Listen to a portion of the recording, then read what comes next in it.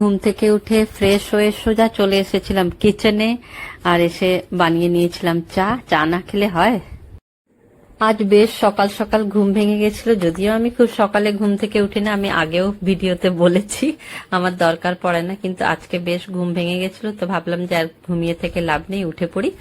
তো উঠে পড়েছিলাম, উঠে পড়ে চলে এসেছিলাম কিচেনে, এসে চা বানালাম আর ডিম সিদ্ধ করলাম। যদিও আমি সকালে ডিম সিদ্ধ আর চাটাই খাই, তো রোজ খাই না, 3-4 দিন সপ্তাহে খাই আর কি। তো এই ডিমেরও একটা গল্প আছে, দেখ পরে সেটা বলবো।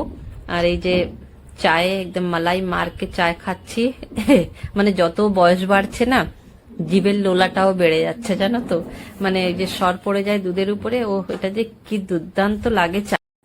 আজ আমার হেল্পিং হ্যান্ড খুব তাড়াতাড়ি চলে এসেছিল, যদিও এই সময়টা আসে না, ও একদম আমাদের লাঞ্চের পরে আসে। তো ও যেহেতু চলে এসেছিল, তাই আমি ভাবলাম যে আগে বেডটা গুছিয়ে দিয়ে তারপরে কিচেনে যাব, কারণ কিচেনে একবার চলে গেলে আর বেরোনো যায় না। তো তাই এগুলো সব গুছিয়ে দিচ্ছিলাম, ওর মতন কাজ করছিল। বেডটা পরিষ্কার করে দিয়ে এদিকে ডাস্টিংগুলোও করে নিয়েছিলাম সব ঘরে, আর ওর মতন কাজ করছে। হাজবেন্ডের জন্য পরোটা ভাজছি এখন, আর আমি আর আমার ছেলের ব্রেকফাস্ট অলরেডি হয়ে গেছে। হাজবেন্ড একটু ব্যস্ত ছিল, তো তাই ভাবলাম যে ও যখন খাবে তখন ওকে গরম গরম করে দেব। এই যে করতে গেলাম, ভাবলাম যে একটু ফ্রি আছে হয়তো এবার খেয়ে নেবে, তারপরে এলো ফোনে ব্যস্ত। তারপরে এখন বললো পরোটা করে রাখো, আমি ব্যাংক থেকে আসছি। তো সেই ক্যাসারোলে রাখতে হচ্ছে, ভাবলাম গরম গরম করে দেব, খাবে। একের সময় ভাবি সত্যি ছেলেদের পরিশ্রমটা সত্যি টাফ থাকে খুব। আমরা বাড়িতে কিছু সারাদিন করে বলি সারাদিন আমরা সারাদিন খাচ্ছি, কিন্তু ওদের পরিশ্রমের কাছে আমাদের। সকালে মাছের বাজার চলে এসেছিল, তো সব ভালো করে ধুয়ে আলাদা আলাদা জায়গায় রেখে দিয়েছি। আমি আবার মাছ মাংস কাউকে দিয়ে ধোয়াতে পারি না, আমি নিজেই ধুই।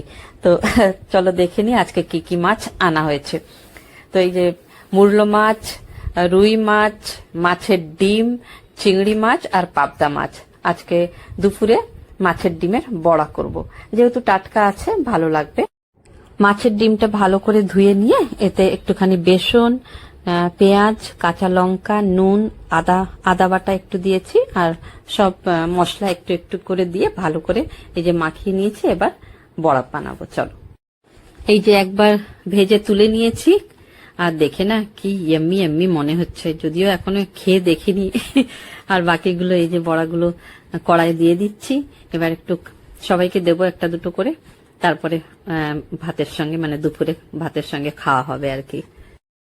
এই যে ভাজা চলছে, আর এই দেখো প্লেট থেকে অলরেডি কতগুলো শেষ। সত্যি দারুণ খেতে হয়েছিল। মানে মাছের ডিম সবসময় যেদিনই আনা হয় সেই দিনই করে নিতে হয়, না হলে না সেই টেস্টটা পাওয়া যায় না, মানে সেই স্বাদটাই নষ্ট হয়ে যায় ডিমের। তো সবাই খেয়ে বাড়িতে বলেছে দারুণ হয়েছে, দারুণ, একদম ইয়াম্মি যাকে বলে। আর দেখেও দেখো কি সুন্দর লাগছে না, আমি নিজে করেছি বলে বলছি না, বাট খুব সুন্দর, সত্যি ডিমটা খুব ভালো ছিল আর কি, খুবই ভালো লাগলো খেতে। কিচেনের কাজ সেরে সোজা চলে এসেছিলাম রুমে, আর এসে কতগুলো শুকনো কাপড় ছিল সেগুলোকে গুছিয়ে নিচ্ছিলাম। কাজের তো আর শেষ নেই, মানে সারাদিনই যদি কাজ করতে থাকো সারাদিনই মেয়েদের কাজ। আর এগুলো তো করতেই হবে, শুকনো কাপড় রোজ ধোয়া, মেলা, তোলা, আবার কাপড় গোছাও, গুছিয়ে আবার জায়গায় জায়গায় রাখো, তো এগুলো তো ডেলিকারি কাজ করতেই হয়। তো যাই হোক, আজকের ভিডিওটা তাহলে এখানেই শেষ করছি। আর ভিডিও ভালো লাগলে লাইক, শেয়ার, কমেন্টস করো। আর নেক্সট ভিডিওতে আবার খুব তাড়াতাড়ি দেখা হচ্ছে ইনশাল্লাহ। তোমরা সবাই খুব ভালো থেকো আর সবাইকে ভালো রেখো। তাহলে আসি, টাটা, আল্লাহ হাফিজ।